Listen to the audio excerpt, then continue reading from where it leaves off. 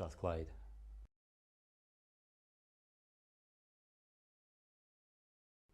I was the principal investigator for the research, and there were about 8 other colleagues who at various points were involved in the research, mostly from my department, but also from the Glasgow School of Social Work, particularly the Scottish Institute for Residential Childcare.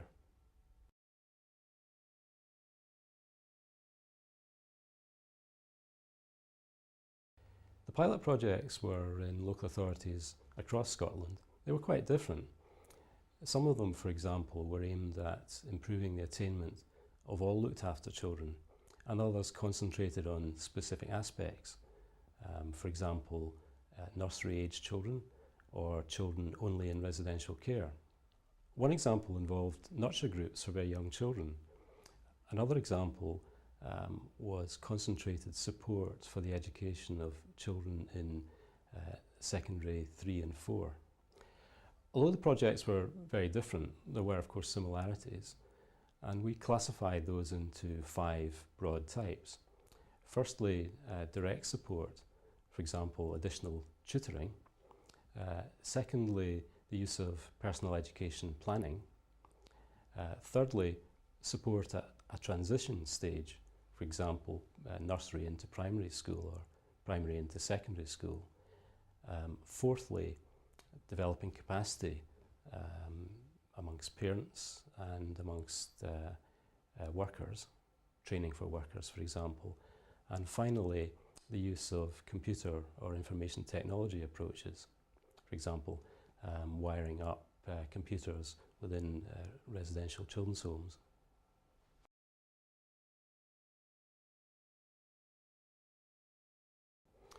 The research was carried out over a 2-year period from September 2006 until June 2008. It was a mixed methods approach. We collected baseline data about children's attendance at school, exclusion and attainment in the year prior to the project, and then we attempted to collect the same information, we called that outcome data, approximately 1 year later. The qualitative aspects of the research involved conducting interviews and focus groups with key participants. These were the project organisers, various workers, included teachers, social workers, carers, and also crucially the young people themselves and in some cases their parents.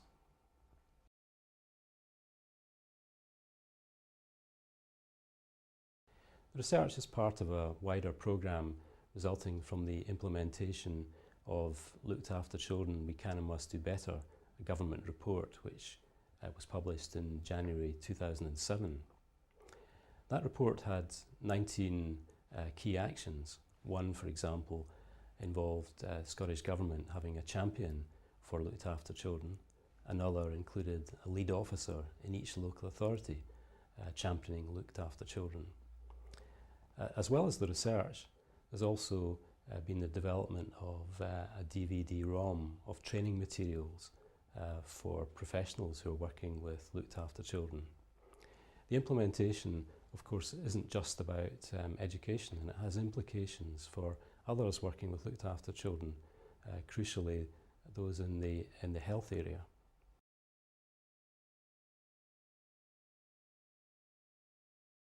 In the research we had data at 2 points, baseline and outcome, for more than 600 children and young people.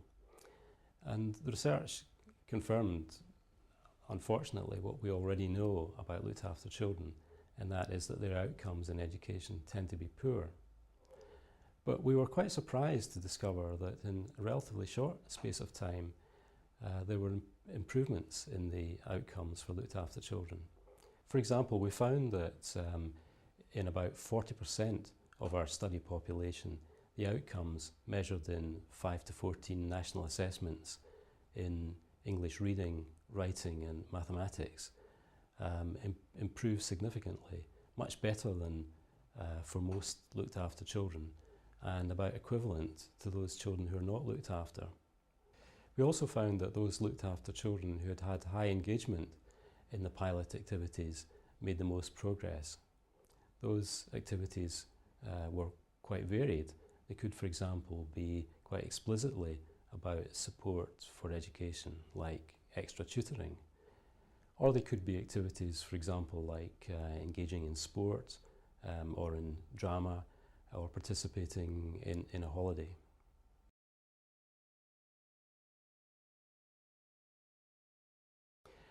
I think there are three main lessons from the research.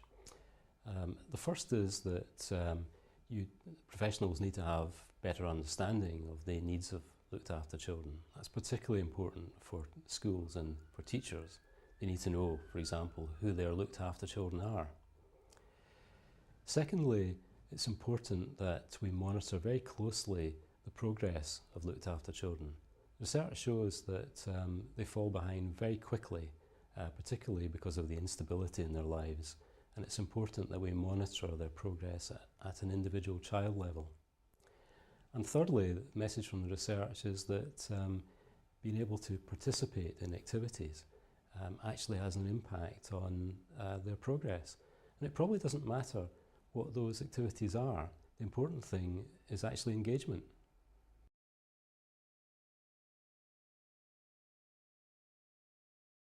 During the research project, we found difficulties in collecting data about looked after children at both baseline and outcome stages.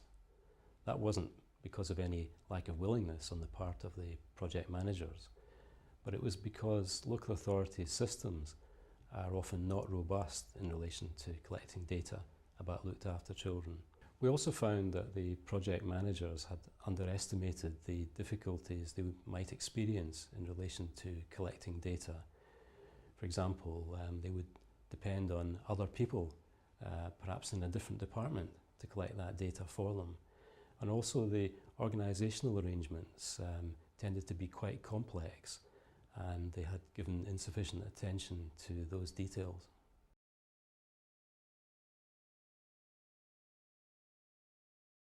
As well as the research report, we've also prepared a separate document, Guidance for Practitioners. That's aimed at a whole range of professionals in local authorities and other service providers.